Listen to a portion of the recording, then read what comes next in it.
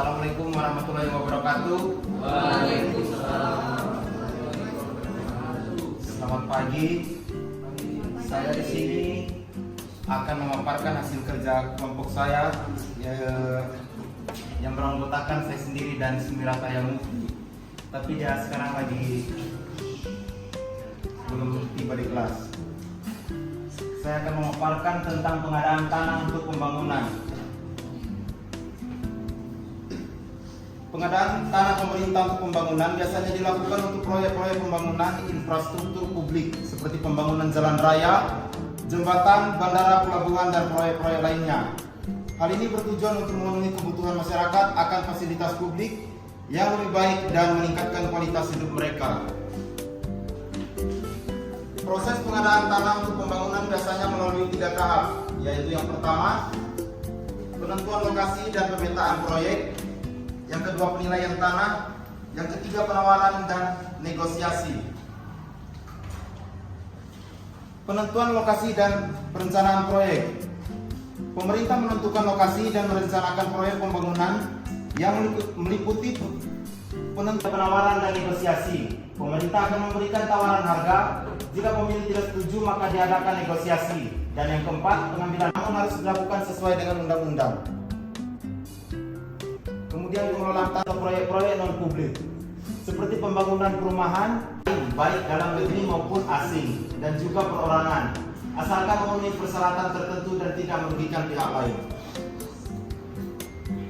Persyaratan yang harus dipenuhi antara lain yang pertama, memperoleh izin dari bupati atau wali kota setempat, melakukan sosialisasi kepada masyarakat terkait rencana pengadaan tanah, membayar ganti rugi yang adil kepada pemilik tanah, melakukan perundingan dengan pemilik tanah terlebih dahulu sebelum melakukan pengambilan paksa, dan melakukan rehabilitasi lingkungan yang rusak akibat pengadaan tanah. Selain ini dilakukan untuk membangun berbagai proyek komersial seperti perumahan, apartemen, pusat perbelanjaan, gedung perkantoran, dan lain sebagainya. Namun dalam pelaksanaannya, pembangunan tanah untuk pembangunan swasta di Indonesia juga menghadapi berbagai tantangan seperti masalah perizinan, regulasi yang kompleks, biaya yang tinggi, dan lain sebagainya. Oleh karena itu, perlu dilakukan perencanaan yang matang dan kerjasama dengan pemerintah daerah untuk meminimalkan risiko dan memastikan kesuksesan pembangunan tersebut. Pengelolaan tanah untuk pembangunan swasta di Indonesia telah mengeluarkan berbagai kebijakan dan regulasi untuk mengatur pembangunan tanah untuk pembangunan swasta. Beberapa contoh diantaranya adalah Peraturan Menteri Agraria dan Tata Ruang dan Kepala Badan Pertanahan Nasional Nomor 29 Tahun 2016 tentang tata cara pemberian izin pemanfaatan tanah negara. Peraturan Presiden Nomor 80 Tahun 2019 tentang kawasan ekonomi khusus, dan tersebut dilakukan dengan cara yang bertanggung jawab dan berkelanjutan.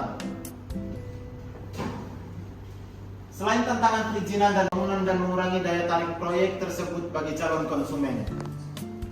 Oleh karena swasta dan publik dalam pembangunan infrastruktur seperti melalui skema public private partnership. Demikian yang dapat saya sampaikan. Jika ada pertanyaan dari rekan-rekan sekalian, saya persilakan. Assalamualaikum warahmatullahi wabarakatuh. Kami di sini dari kelompok 7 administrasi pertanahan. Ada saya sendiri Haji Fajar Serjana dan rekan saya Nabila Azhara. Di sini kami akan membahas tentang pengadaan.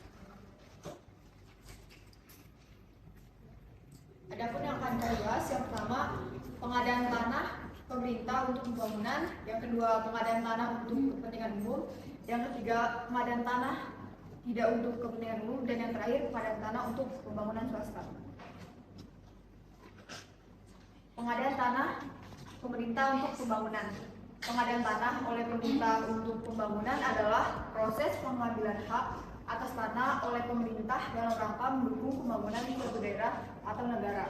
Pemerintah membutuhkan tanah untuk berbagai proyek pembangunan seperti pembangunan jalan raya, jalan tol, gedung pemerintah, sekolah, rumah sakit, dan lain-lain. Oleh karena itu, pemerintah seringkali melakukan pengadaan tanah untuk pembangunan.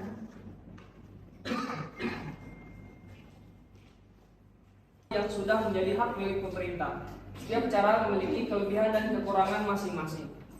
Pengadaan tanah dengan cara pembelian adalah cara yang paling umum digunakan oleh pemerintah dalam mengakuisisi tanah untuk pembangunan. Pemerintah membeli tanah dari pemiliknya dengan harga yang telah disepakati bersama. Pengadaan tanah dengan cara pembelian dapat dilakukan dengan cepat dan mudah serta memberikan kepastian hukum bagi pemilik tanah. Pengadaan tanah dengan cara pemberian ganti rugi adalah cara lain yang seringkali digunakan oleh pemerintah dalam mengakuisisi tanah untuk pembangunan.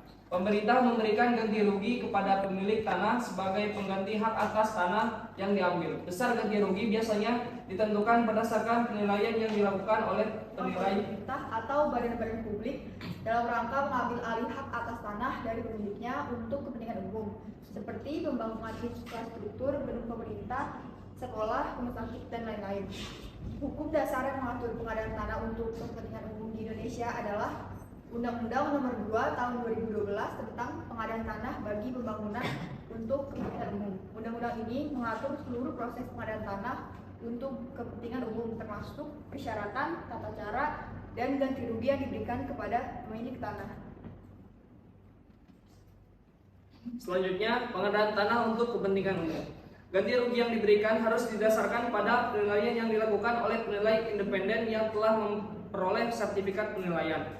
Penilaian dilakukan berdasarkan nilai pasar yang berlaku pada saat pengadaan tanah dilakukan.